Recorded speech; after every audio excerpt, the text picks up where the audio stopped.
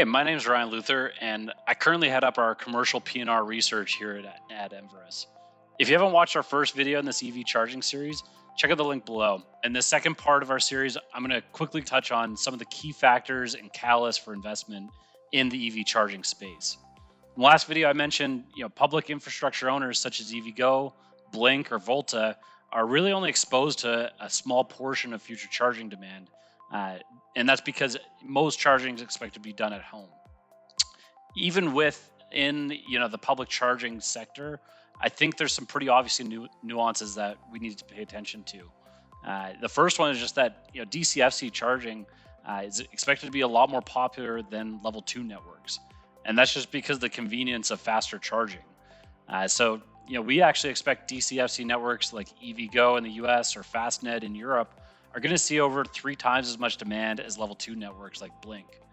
Volta is another very unique offering that their network is mostly level 2 chargers, but they actually offer free charging and instead generate revenues through advertising. And this helps increase retail traffic as well. So, even though Volta is a slower level 2 network, we expect it's going to see a lot of demand given the free service and its prime location for shoppers.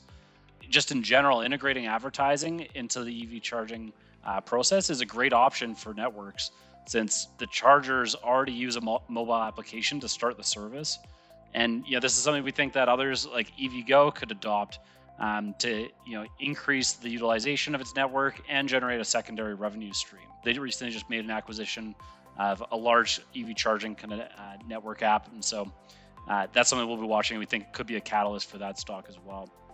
Again, this was kind of just a brief overview of some of the key factors and catalysts for investment that we've been seeing in the firms in this space. But if you're interested in this stuff, please feel free to reach out and keep an eye out for our next video where we're going to be demonstrating some of the stuff you can do with the data set that we're building for EV chargers as we attempt to kind of analyze the sector in greater detail.